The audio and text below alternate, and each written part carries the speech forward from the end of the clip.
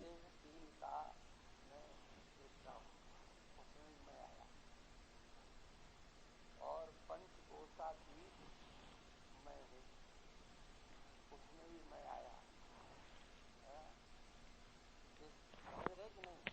अभी आपने जो प्रश्न किया था, देह तीन का दृष्टा मैं हूँ, तो वहां पर भी मैं आया है, और पंचकोशातीत मैं हूँ, वहां पर भी आया, और इसमें भी तीन अवस्था का मैं साक्षी। मतलब मैं को तो कभी हटाना ही नहीं है, और मैं हटाने से हटेगा भी, मैं तो रहेगा, लेकिन मैं का शोधित रूप रहेगा। हाँ, यही तो है। कल नहीं आए थे क्या? आए थे। हाँ, तो कल तो यही चला पूरा का पूरा। 5 कोशों का मैं दृष्टा हूँ। अब दृष्टा का निश्चय ये करना है कि मैं दृष्टा कैसा। इस 3.5 हाथ के पुतले में मैं मान करके अगर दृष्टा बनोगे तो कभी दृष्टा नहीं हो पाओगे, क्योंकि ये स्वयं ही दृश्य कोटि में चला गया। ये स्थूल शरीर तो स्वयं दृश्य कोटि में चला गया, तो ये दृष्टा कैसे? सूक्ष्म शरीर स्वयं दृश्य कोटि में चला गया, तो दृष्टा कैसे? और कारण शरीर स्वयं दृश्य कोटि में चला गया, तो मैं दृष्टा कैसे हो सकता है ना? वो नहीं हो सकता। और पंच कोशों का कल वर्णन किया था, वो पांचों को पांचों स्वयं दृश्य कोटि में चले गए। तब आत्मा कैसा है भाई? जैसा दृश्य है वैसा नहीं है। देखो, कल मैंने एक बात कही थी, उसको ध्यान रखना। दृश्य में 5 हेतु बताए गए, यही पहचान है। विवेक चूड़ामणि का एक श्लोक है, हाँ, अभी उठ नहीं रहा मेरे को। पंचकोशों का जहाँ वर्णन किया है, और पंचकोशों में 99 कोश के वर्णन के बाद इन्हीं हेतुओं को देते हैं कि इसमें क्या है। कौन से 5 हेतु भाई? किसी ने याद किया? नहीं, ऐसा नहीं, वो नहीं, वो बिल्कुल नहीं।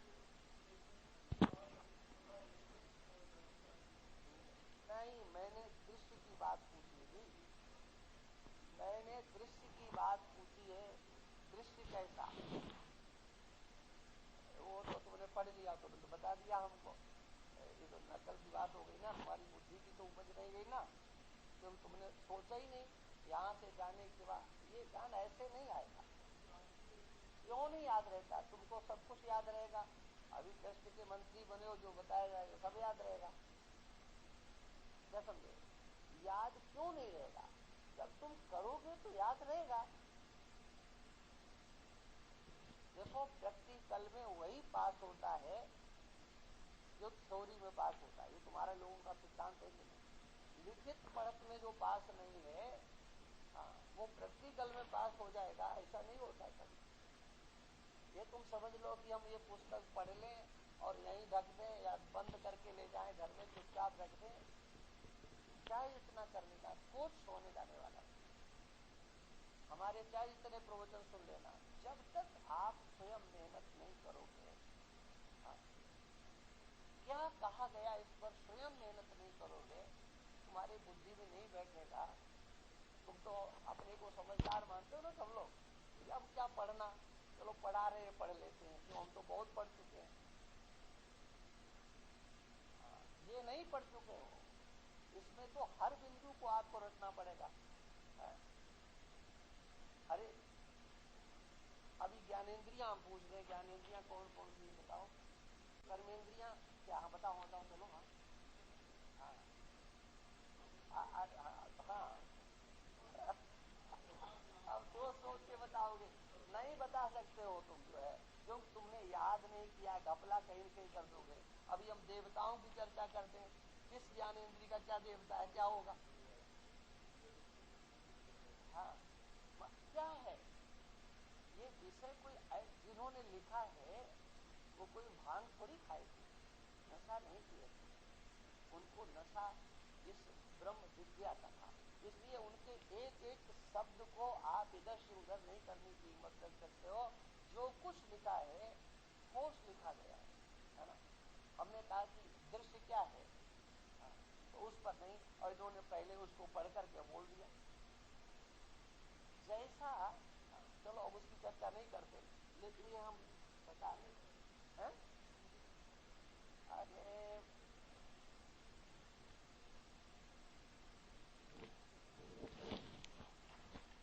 जैसा दृश्य है उससे विलक्षण दृष्टा है, जैसा दृष्टा है उससे विलक्षण दृश्य है। इसलिए दोनों को याद करना पड़ेगा। पहले दृश्य कैसा है और उसके विपरीत जैसा दृश्य है उससे ठीक उल्टा दृष्टा है। आप एक को याद करके उसके अनुसार दृश्य के लक्षण करो, आप दृष्टा को याद करके दृश्य का लक्षण करो, या दृश्य का लक्षण याद करके दृष्टा के लक्षण करो। है अंतर इतना ही है, जैसा दृश्य है वैसा दृष्टा नहीं है, जैसा दृष्टा है वैसा दृश्य नहीं है। इसलिए भाई वो सवास में पढ़ो तुम लोग। हम जो चिल्ला रहे हैं वो कोई हमें नशा नहीं है, तो ध्यान रखो। अवस्था तीन को साक्षी आत्मा अन्वया को व्यभिचारी अवस्था को व्यतिरेक पाइयो त्रिपुटी चतुर्दश कर व्यवहार जहाँ स्पष्ट सो जागृत ढूंढता को दृश्य ध्यायो देखे सुने वस्तुन के संस्कार से सृष्टि जहाँ अस्पष्ट प्रतीत स्वप्न मृषालोक गाइयो सकल करण लय होय जहाँ सुसुप्ति सो पीताम्बर तुरीय ही प्रत्यक्ष प्रत्याय। इसमें निर्णय किया गया है, बताया गया है अवस्था तीन का साक्षी है ना। जागृत स्वप्न और सुसुप्ति ये तीन अवस्थाएं हैं, आत्मा उसका साक्षी है ना। अन्वय इसका, तो अन्वय का अर्थ है जागृत में आत्मा है? इसका वर्णन स्वयं करेंगे, लेकिन अब हमारा कर्तव्य है तो हम उसको कह रहे हैं। अन्वय का अर्थ है जागृत में आत्मा, आत्मा माने मैं, स्वप्न में मैं और सुषुप्ति में मैं, ये मेरा अन्वय हो गया। तो जागृत में स्वप्न नहीं, जागृत में सुषुप्ति नहीं, स्वप्न में जागृत नहीं, स्वप्न में सुषुप्ति नहीं, सुषुप्ति में जागृत नहीं, स्वप्न दोनों नहीं। माने ये क्या हो गया, हमारा तो अन्वय हो गया और इन तीनों अवस्थाओं का व्यभिचार हो गया। माने जब वो है तो वो नहीं, वो है तो वो नहीं, है ना। अवस्था व्यभिचारी अवस्था को व्यतिरेक पाइयो त्रिपुटी चतुर्दश करे व्यवहार जहाँ। जागृत अवस्था का अर्थ जहाँ पर त्रिपुटी व्यवहार करती है, उस त्रिपुटी का वर्णन ये आगे करने वाले विस्तार से, उसको जागृत अवस्था कहते हैं।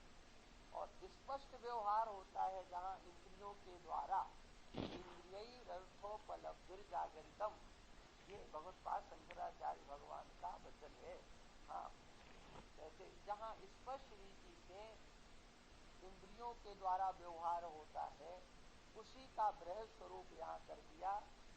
त्रिपुटी चतुर्दश करे व्यवहार जहाँ स्पष्ट तो जागृत ढूंढता को दृश्य ध्याई। माने जिसके साथ आप व्यवहार कर रहे हैं वो दृश्य है और वो झूठा है।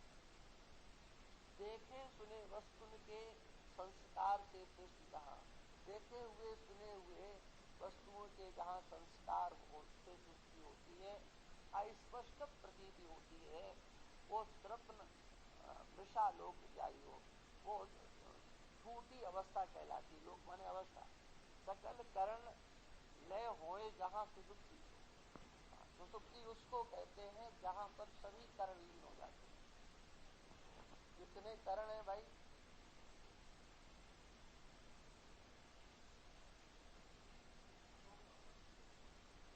हाँ, सकल करण, करण में केवल यही आएंगे, पंच कर्मेंद्रिया, पंच ज्ञानेन्द्रिया और अंताकरण चतुष्ट, या अंताकरण या अंताकरण द्वय, मन और बुद्धि। नहीं, प्राण तो सबके साथ है, प्राण करण नहीं, प्राण सहकारी है। शक्ति वो तो प्राण की शक्ति तो बुद्धि के साथ है। हाँ, प्राण की शक्ति कर्मेंद्रियों के साथ, ज्ञानेंद्रियों के साथ, और प्राण सुषुप्ति में लीन नहीं होता है, प्राण अपनी गति में रहता है। और ये जो इंद्रियां हैं, अंतःकरण है, मन या बुद्धि है, ये सुषुप्ति में लीन हो जाते हैं।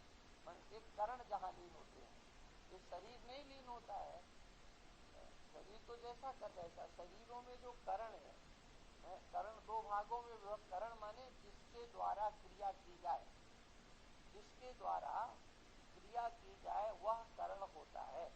और वो करण दो प्रकार के होते हैं, एक बाह्य करण और एक अंतःकरण। माने अंतःकरण उनको इसीलिए कहते हैं कि अंदर कार्य करते हैं। संकल्प विकल्प आपके बाहर नहीं है, अंदर है। निश्चय आपके अंदर है। किसी भी प्रकार की जो अंतर स्थिति जिसका व्यवहार होता है वो दूसरे को पता नहीं लगता, लेकिन करने वाला करण से कर रहा है। हाँ, करण से व्यवहार हो रहा है। तो ये जो करण है ये सुषुप्ति में कार्य नहीं करते, उसको सुषुप्ति कहते हैं।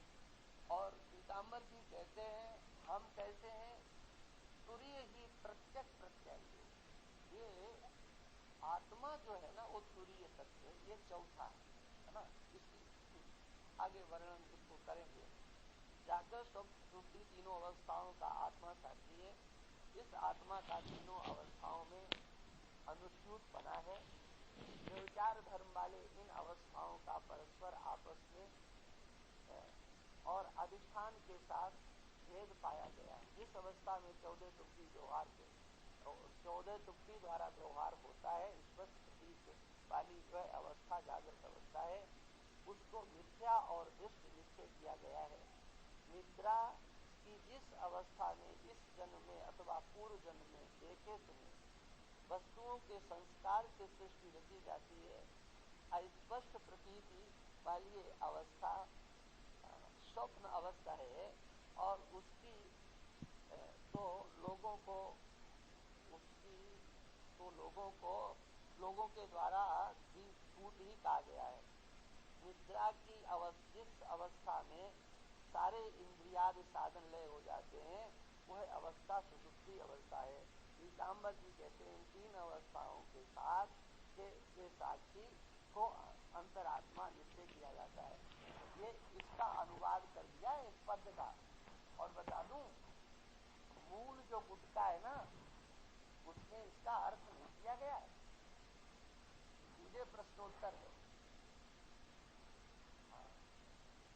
यदि इसको पढ़ाया न जाए तो इन पदों का अर्थ ही लगाने में नानी याद आ जाएगी।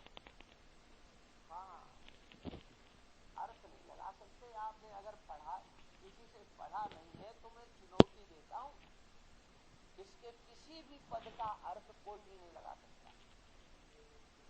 हिंदी है लेकिन अर्थ नहीं लगा सकते। ये महाराज महापुरुष जी इसकी हिंदी कर दी है। कि भाई चलो भाई इस पद का अर्थ भी। लेकिन पीताम्बर देव जी ने केवल पद रचा और पद के बाद में प्रश्न और उत्तर शुरू कर दिए। इसलिए अब इसको लोग पढ़ लेते हैं तो लगने लगता है कि हमने पढ़ लिया, लेकिन सच ये है कि ये अर्थ नहीं हो तो इन पद का पदों का अर्थ नहीं लगाया जा सकता। जो इसमें कुछ पारिभाषिक शब्द है, पारिभाषिक शब्द माने जो दर्शन के शब्द है, वेदांत दर्शन में जिनका प्रयोग होता है।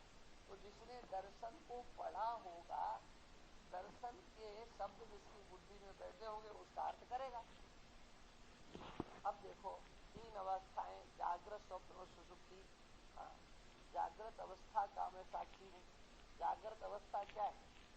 14 इंद्रियां अध्यात्म है, उनके 14 देवता अधिदेव हैं, उनके 14 विषय अभिभूत हैं।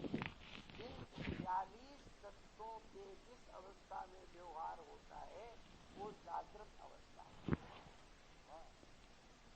यद्यपि सरल जो भगवत्पाद शंकराचार्य ने किया, इंद्रिय रर्थोपलब्ध जागृतम, इसी को पंचदशी में टीकाकार रामकृष्ण जी ने इसी वाक्य को पंचदशी में कहा।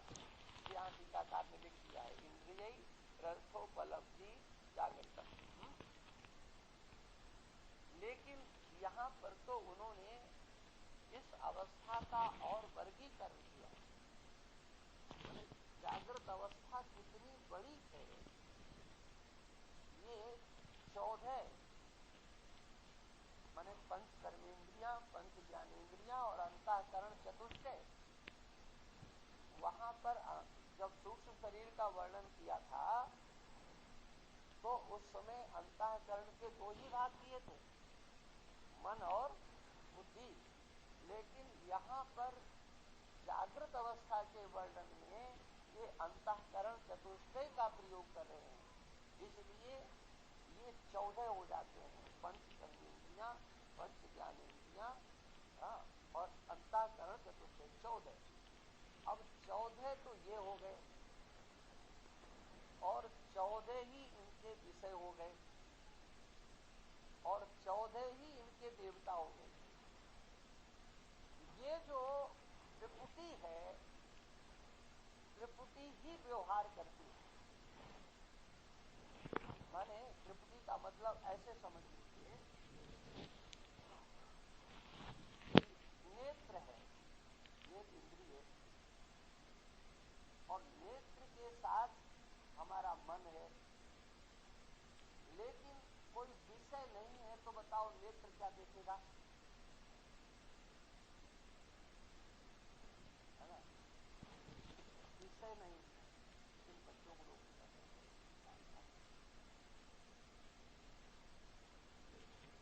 विषय नहीं है तो नेत्र क्या देखेगा?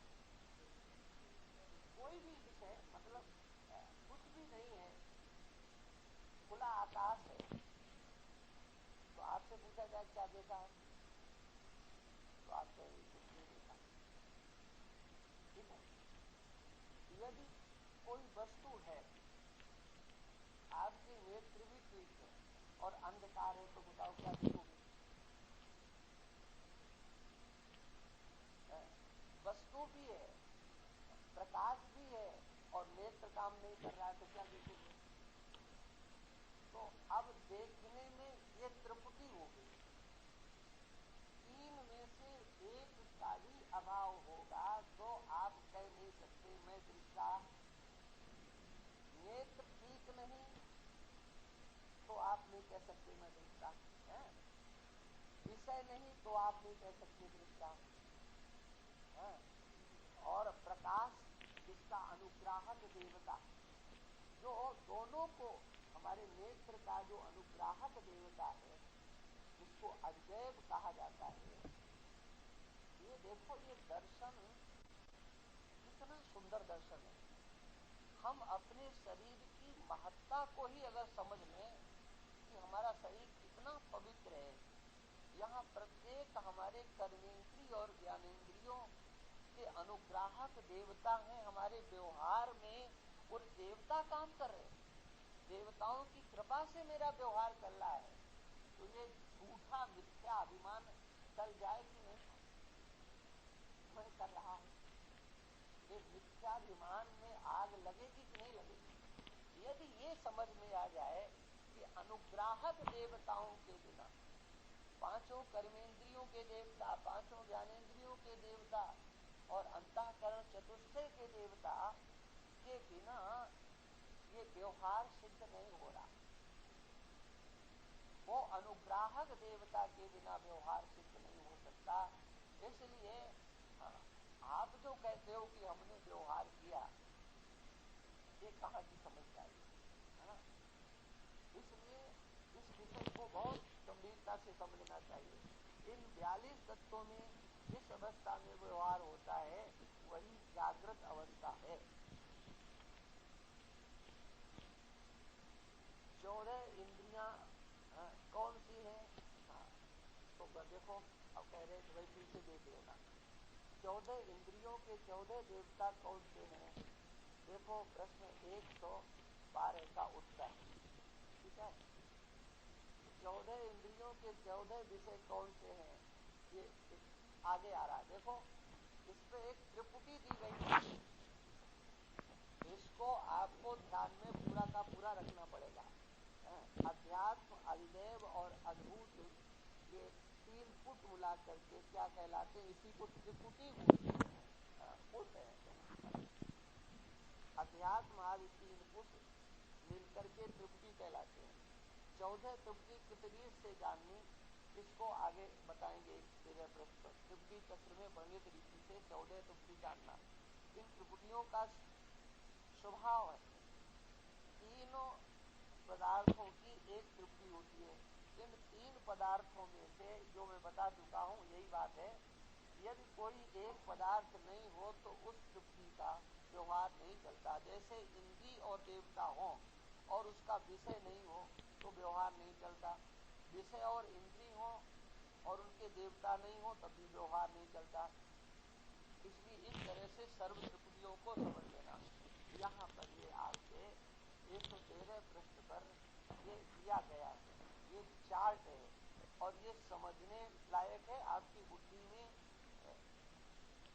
इसको याद करके रखना चाहिए, कौन किस इंद्री का देवता है ना। अंतःकरण का कौन देवता है, बाह्यकरण का कौन देवता है, ये सब 14 त्रिपुटी का यहाँ पर वर्णन किया गया है। इस 14 त्रिपुटियों से व्यवहार हो रहा है। हाँ हाँ हाँ हाँ, नहीं कुछ नहीं, मैं तो रोज प्रवचन में यही तो हमारा विषय चल रहा है। एक वासुदेव वो है जो कृष्ण के सारथी, और एक वासुदेवा सर्वम,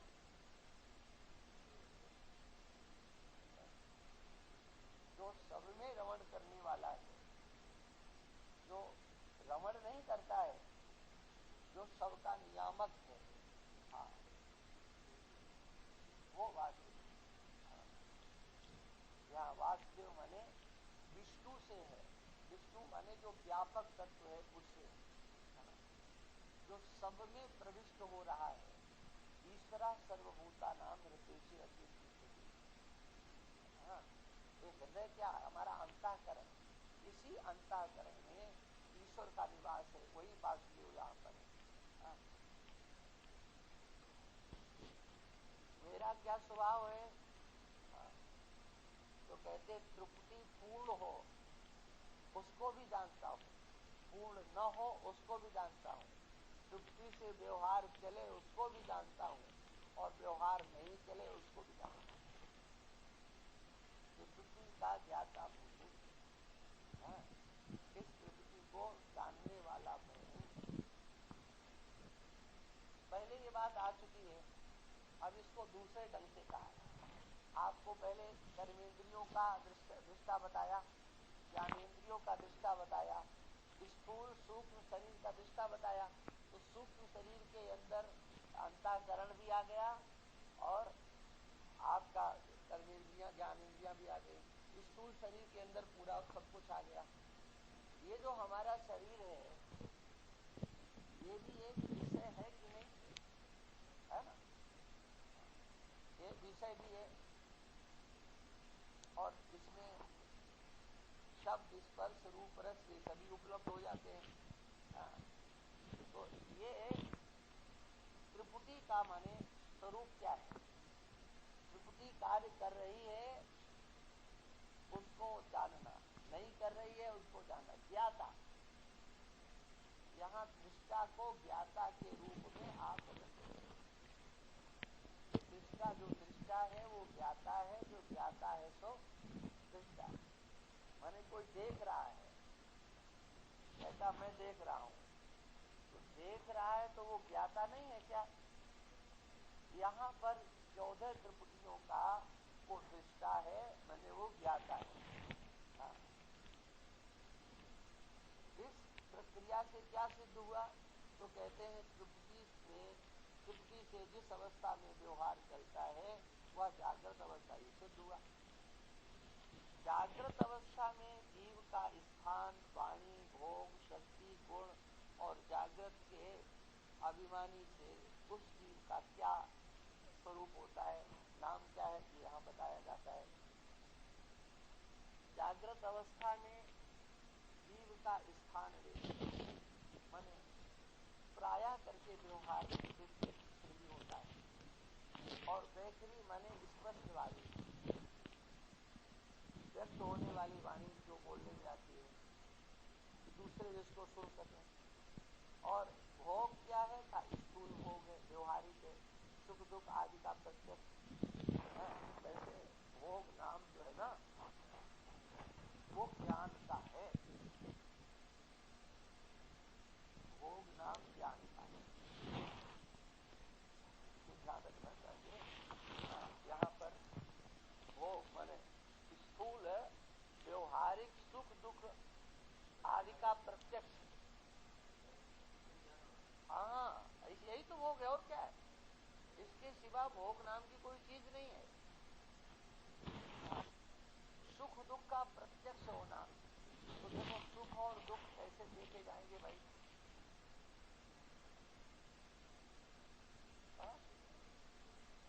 ज्ञान से देखे जाएंगे, किसी दृष्टि का ये विषय नहीं बन सकता। किसी भी दृष्टि का विषय न सुख बन सकता है न दुख। पीड़ा हो रही है कैसे देखोगे? डॉक्टर देख नहीं सकता। कोई कहे कि उसका बेचैन चेहरा हो जाता है, लाल चेहरा हो जाता है, दुख से विकृति हो जाती है, तो कभी कभी कोई नकली भी तो कर सकता है। हाँ ऐसा हो जाता है कि दर्द नहीं हो रहा है, घर वालों को परेशान करने के लिए ऐसा हो जाता है।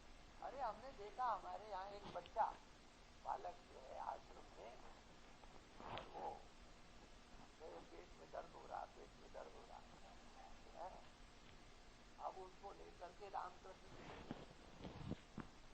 वहाँ डॉक्टर, महिला डॉक्टर थी, तो उन्होंने उसको देखा, सब कुछ किया, अब कोई दिखाने नहीं लगे। फिर उसने कहा कि देखो जब इसके दर्द हो तो इसके 2 झापड़ मारो। और परेशान, मतलब वो ऐसा नाटक करे वो।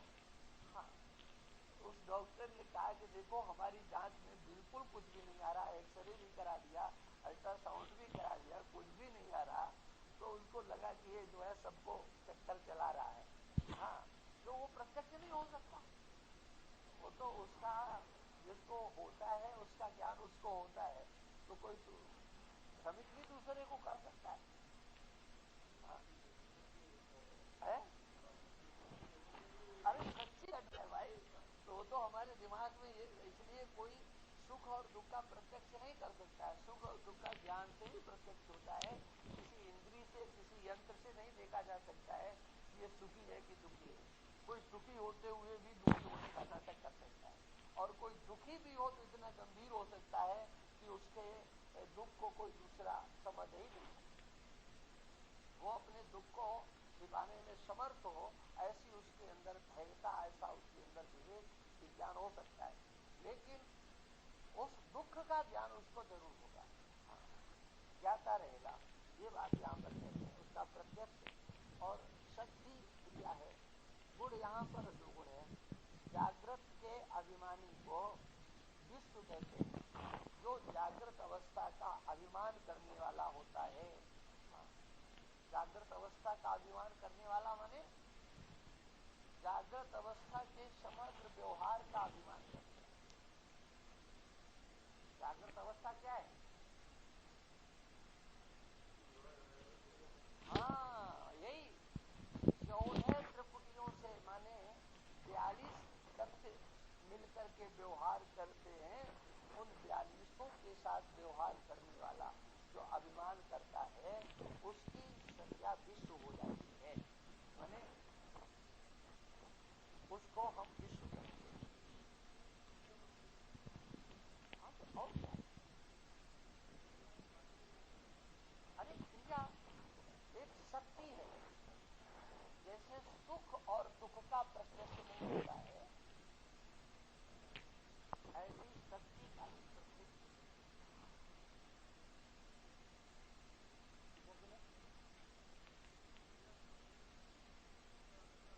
भाई जी। शक्ति माने शक्ति और क्रिया माने क्रिया। शक्ति प्रत्यक्ष नहीं होती है, शक्ति का क्रिया से अनुभव होता है शक्ति का। ये तो हमारे वेदांत की आत्मा है। यहीं पर तो आकर के सब पछाड़ खाते हैं। शक्ति है, लेकिन शक्तिमान से पृथक अपनी सत्ता नहीं रखती, और शक्ति को अलग से कोई देख नहीं सकता। शक्ति का दर्शन नहीं हो सकता। शक्ति के कार्य का दर्शन क्रिया के रूप में होता है। वो नहीं, वो अलग चीज है। देखो, एक मोटी सी बात, अग्नि है, अग्नि को जला दिया आपने, तो अग्नि का स्वरूप है, उसमें दाहकत्व है। प्रकाशक तो चंद्रदेव भी है, प्रकाशक तो सूर्यदेव भी है, लेकिन दाहकक प्रकाशक होते हुए भी साक्षात दाहकक ये अग्नि में है ना। हम सूर्य देव की किरणों को केंद्रित करके, जैसे शीशा होता है, शीशे से, या ये हमारा लेंस है चश्मे का, इसको उस सूर्य के सामने कर दो तो उसका प्रतिबिंब पड़ेगा, और सूर्य के प्रतिबिंब को आप थोड़ा थोड़ा थोड़ा हटाते जाओ और बिल्कुल जरा सा रह जाएगा, तो जहां आप उसको कर दोगे वहीं जल जाएगा वो। इतनी शक्ति हो जाती है। अरे कागज का चमड़ी जल जाती है जी। हाँ, ये जहां कर दोगे उसको केंद्रित करके कर दोगे, बस वो उसको दाह देगा। मतलब साक्षात सूर्य किसी को जलाता नहीं। जलाना एक अलग चीज है और तपाना एक अलग चीज है, क्या समझे? और अग्नि क्या है? हाँ, अग्नि में दाहकत्व है, लेकिन उस दाहकत्व, ये दाहकत्व क्या है? अग्नि की शक्ति। किंतु कोई मंत्र के द्वारा, औषधि के द्वारा, किसी मणि आदि के द्वारा उस शक्ति को स्तंभित कर सकता है, और तब उसके बीच में से, अग्नि के बीच में से निकल जाओ, अग्नि नहीं जलाएगी। किसका उसने स्तंभन किया? अग्नि का नहीं, दाहकत्व का, शक्ति का। इसलिए अग्नि अलग चीज, और अग्नि में दिखाई देने वाली जो शक्ति व्यवहार है वो अलग चीज। किंतु अग्नि और शक्ति को अलग अलग कोई देख नहीं सकता। देख सकता है? अग्नि और शक्ति को अलग अलग नहीं देखा जा सकता है, कोई नहीं देख सकता है? उससे पृथक नहीं होता वो, है ना। क्रिया से उसका ज्ञान होता है, क्रिया से जला रही है तो है। ऐसे ही व्यवहार में जो शक्ति है वो क्रिया रूप से, आप कितने दौड़ लेते हो, है? तो कोई मशीन लगा दे, पता लगा? हमारी आंख कितना देख रही है, ये कैसे पता लगेगा? हम देखेंगे तभी पता लगेगा। डॉक्टर भी जब चश्मा चेक करते हैं तो कोई मशीन उनके पास नहीं होती कितना देख सकते हैं, वो कहते देखो। यानी हमारी आंख की क्रिया से शक्ति की पहचान होती है। हम कितना वजन उठा सकते हैं आप अनुमान लगा सकते हैं? नहीं लगा सकते हो, क्रिया से। इसलिए शक्ति माने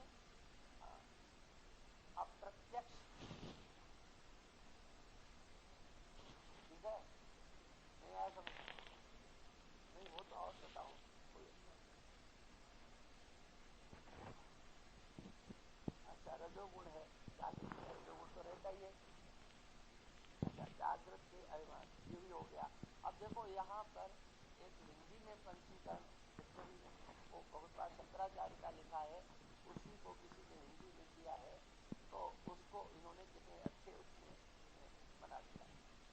जागृत अवस्था, नेत्र स्थान, वैखरी वाचा, स्थूल भोग ज्ञान, क्रिया शक्ति, रजोगुणमान, आकार मात्रा, विश्व अभिमान, ये मांडूक्योपनिषद से लेकर के आए। जागृत अवस्था कहने से क्या सिद्ध हुआ? जागृत अवस्था होती है उसको भी जानता, स्वप्न और सुषुप्ति में यह नहीं होती है, इसके अभाव को भी जानता हूँ। इसलिए जागृत अवस्था मैं नहीं और मेरी नहीं, यह स्थूल देह की है, मैं इसको जानने वाला साक्षी, घट साक्षी की तरह से इससे न्यारा हूँ, यह सिद्ध हुआ। इस रीति से जागृत अवस्था का मैं साक्षी हूँ।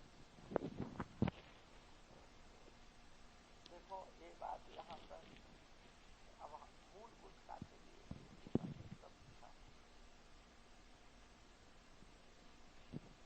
इन्होंने उल्लेख किया ना, अब आप लोगों की दृष्टि नहीं जाएगी, मुझे खटकता है। यह स्थूल देह की है जागृत अवस्था, तो इसमें केवल स्थूल देह की नहीं है कि क्योंकि 14 करणों को लेकर के आए हैं तो स्थूल और सूक्ष्म दोनों आ गए, तो ये कहना चाहिए कार्यकरण संघात की ये अवस्था है। कार्यकरण जो संघात है उसकी यह अवस्था है। मूल में क्या लिखा है, इसलिए मूल जो गुटका है बम्बई से निकला हुआ वो होना चाहिए। ये मूल तो है, लेकिन उस मूल में इन्होंने सरल करने की दृष्टि से कुछ इधर उधर किया है। ये बात है तो मूल ही, लेकिन जैसे इन्होंने पद के अर्थ कर दिया, अच्छी तरह से सरल अर्थ कर दिया, बिल्कुल अर्थ कर दिया, उसमें अर्थ नहीं किया, उसमें सीधा सीधा वर्णन है। अच्छा, इस रीति से जागृत अवस्था का मैं साक्षी हूँ।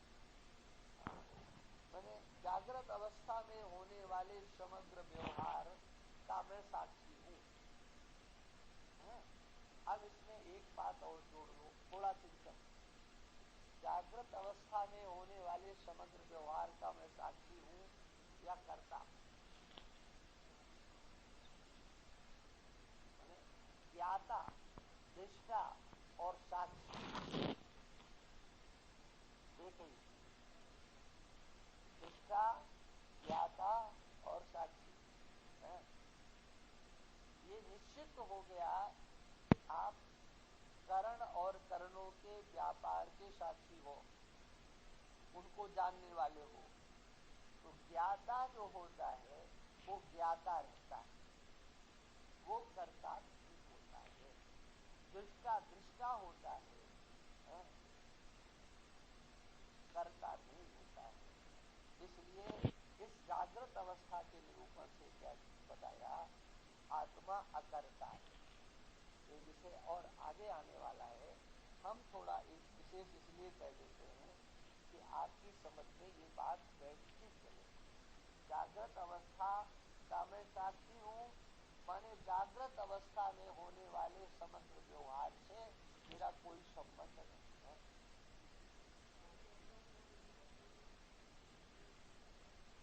अरे तुम हाँ, बस यही तो बात है, तुम उससे पृथक, यही तो दर्शन करना है आपका। जैसे आपने दीवाल को देखा, तो जब तक इसको समझा नहीं है तब तक तो ये कहोगे कि मैंने देखा है। तो जब ये समझ में आएगा कि मैं तो इसको इस सारे व्यवहार का साक्षी हूँ, तो कैसे तुमने दीवाल को देखा? दीवाल को देखने वाली तो त्रिपुटी है, और त्रिपुटी का कार्यकरण संघात में एक ही भूत स्वरूप है। तो कार्यकरण संघात से होने वाले समग्र व्यवहार को, चाहे वो आंख से हो, चाहे हाथ से हो, और चाहे आपके मन से हो, चाहे दिमाग से हो, नहीं कुछ नहीं। वो चाहे चंद्रमा हो, हाँ, और चाहे मन हो और चाहे मन का विषय हो, ये तीनों दृश्य हैं, है ना। अधिदैव, हाँ, अध्यात्म और अधिभूत, ये तीनों दृश्य कोटि में आ गए। हाँ, हाँ, आप उससे पृथक हो गए, बस इतना ही तो करना है, मेहनत तो यही करनी है। ये केवल दिमागी खेल है, ध्यान रखना, इससे सरल और कुछ नहीं है। संसार के समग्र व्यवहारों को करते हुए आप इनसे अपने को पृथक कैसे देखो। अहंकार विमूढ़ात्मा करता हूं मंदिर, भगवान कृष्ण कहते हैं उससे बड़ा दुनिया में कोई मूर्ख नहीं है।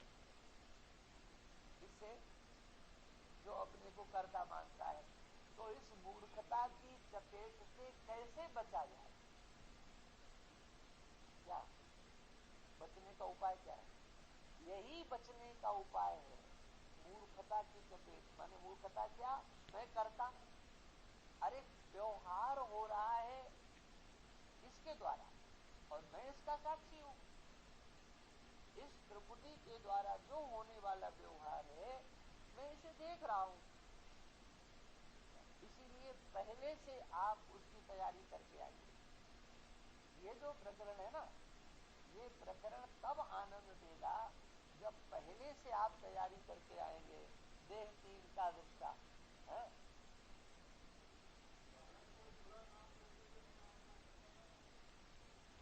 हम कहते बुरा या अच्छा कुछ भी, ध्यान रखो, तुम वेदांत सुन रहे हो, इसमें हंसी खेल नहीं चलेगा। बुरा क्या है? बुरा दृश्य है कि नहीं?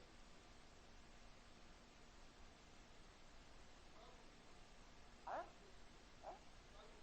हम कह रहे कर्म कुछ भी हो, कर्म कर्म है, कर्म कर्म है। प्यारे हिम्मत तो करो तुम। हम कह रहे हैं कि बुरा बुरा भी, उसके भी तुम दृष्टा बनो। तुम पाप करो, उसके दृष्टा बनो, करो हिम्मत।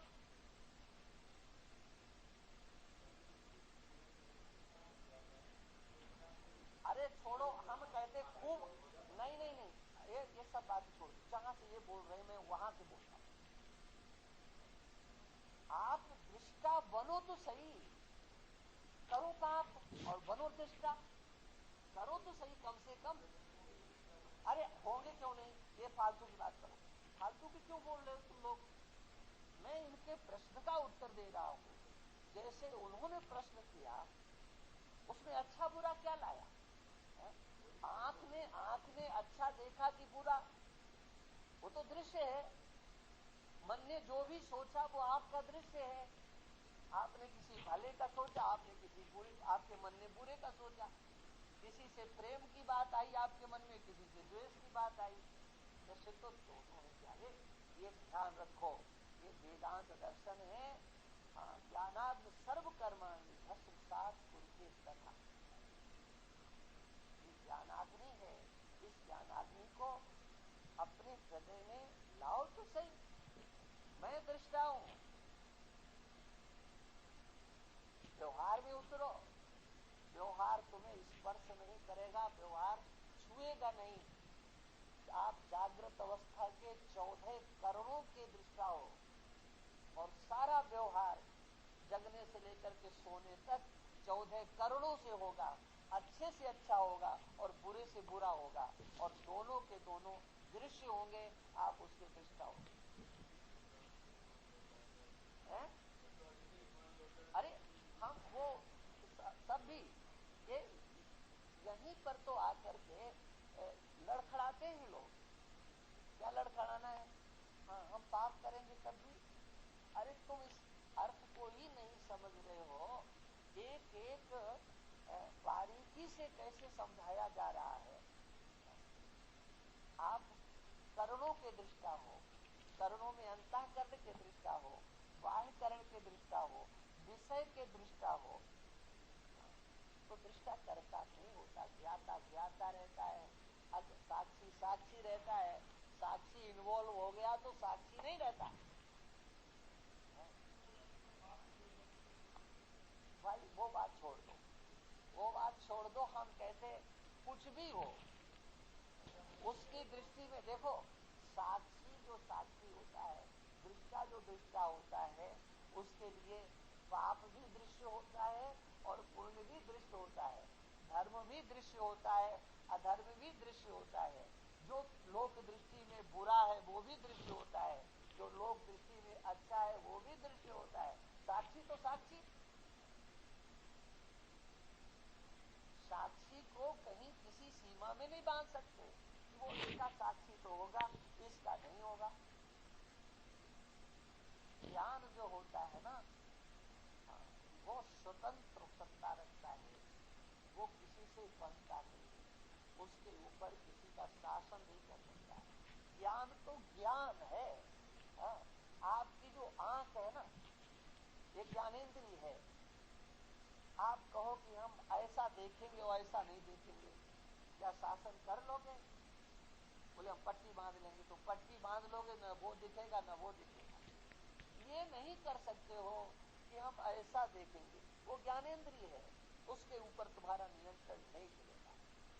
आप कहो कि हम ऐसा सुनेंगे, ऐसा नहीं, शब्द होगा तो तुम सुने बिना नहीं रह सकते। आप कहोगे हम रास्ते में जाएंगे तो हम अच्छी गंध लेंगे, अरे नाली के पास से, गंदे नाले के पास से गुजरोगे, क्या रोक पाओगे? क्यों नहीं रोक पाओगे भाई? वो उसका ज्ञान गुण है। हाँ, वस्तु सापेक्ष है, वस्तु है तो उसका साक्षात्कार होगा, दृश्य है तो दृश्य का दृष्टा होगा, इसलिए दृश्य दृश्य रहेगा और दृष्टा दृष्टा रहता है। लेकिन दृश्य के साथ जब आप एक ही भूत हो जाते हो, दृश्य को ही अपना स्वरूप मान लेते हो, तो कर्ता बन जाते हो और फिर उसके फल भोगने के लिए तैयार हो जाते हो। दृश्य के साथ जब एकीभूत होते हो तो कर्ता बनते हो, और कर्ता बनते ही अच्छा किया मिलेगा मिलेगा, अंदर रहता है कि हाँ आज नहीं तो कल मिलेगा, कभी मिलेगा। हाँ, और पाप हो जाता है तो फिर कहते मिलेगा मिलेगा, आज नहीं मिला तो कल मिलेगा। ठीक है। हाँ,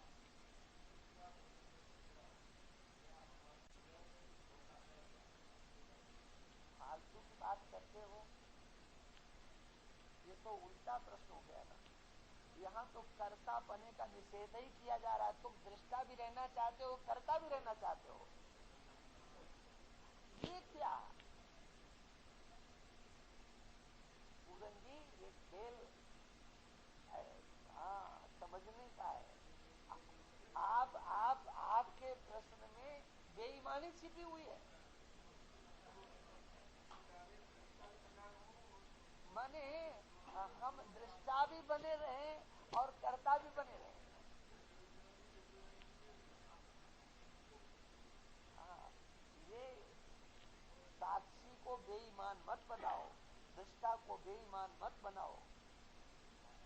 ज्ञाता बेईमान नहीं होता, दृष्टा बेईमान नहीं होता।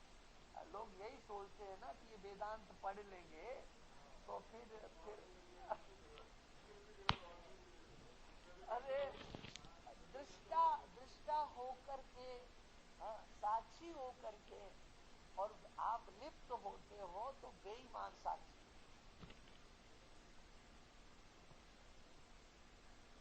अरे आपके क्रिकेट का मैच होता है, उसमें एक होता है ना साक्षी, वो निर्णय देता है, उसका झुकाव अगर कहीं भी होता है तो एकदम हल्ला हो जाता ना, ये इसने गलत निर्णय दिया, गलत है। साक्षी का मतलब तो साक्षी, वो सबके खेल का साक्षी है। अच्छा खेलने वाला, बुरा खेलने वाला, है ना, आप देखते हो अगर कहीं भी झुकाव हो गया ना तो वो साक्षी नहीं रहता है। इसलिए आप दृष्टा रहोगे तो हमेशा दृष्टा रहोगे, ये नहीं कि दुकान पर बैठे हाँ तो फिर हम कर्ता बन गए और बाद में हम दृष्टा बन गए, ऐसा नहीं होगा। हाँ, व्यवहार यथावत होगा, यथावत व्यवहार होगा, चाहे घर का हो चाहे बाहर का हो। व्यवहार करते हुए ही तो दृष्टा होना है, इसका तो अलग रहेगा।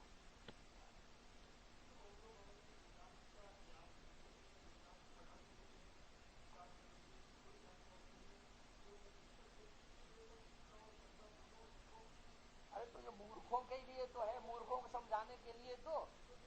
अब तो सारे अज्ञान ये यहाँ पढ़ रहे हैं तब प्रश्न कर रहे हैं। संसार में तो आंख से देखने वाले को दृष्टा कहते हैं। संसार में दृष्टा की परिभाषा क्या है? आंख से जो देखता है उससे आगे दृष्टा जानते ही नहीं है। मैंने आंख से देखा, मैंने आंख से देखा, मैंने अपनी आंख से देखा, मैं देखने वाला हूं, मैं देख रहा हूं। संसार में सब यही तो कहते हैं। क्या उन मूर्खों का विषय थोड़ी है, ये मूर्खों की पंचायत नहीं है। अरे तुम्हारे आंख को भी जब दृश्य बना दिया तो आंख कहां से दृष्टा रही? क्या समझे? संसार के मूर्ख लोग जिसे दृश्य कहते हैं वो दृश्य नहीं है। हमारे यहाँ पर तो आत्मा के सिवा सब दृश्य है। हाँ, आत्मा के सिवा कोई दृष्टा ही नहीं है। आत्मा के सिवा जो भी है सो सब दृश्य है। ईश्वर भी आकर के खड़ा होगा तो हम कहेंगे दृश्य है, वो भी हमारे आंखों का दृश्य होगे, वो हमारी बुद्धि का दृश्य होगा। जब साकार रूप से आएंगे तो मैं दृष्टा होऊंगा और आंख से उनको देखूंगा। क्यों नहीं होंगे दृश्य? मैं दृष्टा होऊंगा और वो दृश्य होंगे, ठीक है ना? इसलिए हम हैं और वो है। जब हमारे उसके बीच में वो अगर साकार होकर हमारे सामने आए तो मैं 1 नंबर का होऊंगा, वो 2 नंबर के होंगे। और जब तक सामने नहीं आते तब तक वो 1 नंबर पे, हम 2 नंबर पे। समझे? यहाँ किसी के लिए खैर नहीं है। इस वेदांत को पढ़ने के लिए, सुनने के लिए पत्थर, यहाँ किसी को बख्शा नहीं जाता है। कोई भी हो तुम कुछ नहीं, जो है सो है, उसमें कहीं रंच मात्र भी, एक बाल के अग्रभाग की भी कहीं गुंजाइश नहीं है कुछ भी सोचने की कि नहीं इतना तो समझौता करेंगे। ये समझौता बात नहीं है, ये तो यथार्थ बात है, ये याथात्म बात है। इसमें तथ्य और सत्य ये जाना है। चलो भाई, अब तो 6:30 हो गए, अब इसको यही ओ पूर्णमदा पूर्णमिदं पूर्णात् पूर्णमुदच्यते पूर्णस्य पूर्णमादाय पूर्णमेवावशिष्यते। ओम शांति शांति शांति। श्रुति स्मृति पुराणानामालयं करुणालयं नमामि भगवत्पादं शंकरं शंकरं शंकराचार्यं केशवं वादरायणं स्तोत्रभाष्यकृतौ वन्दे भगवन्तौ पुनः पुनः। ईश्वरो गुरुरात्मेति मूर्तिभेदविभागिने व्योम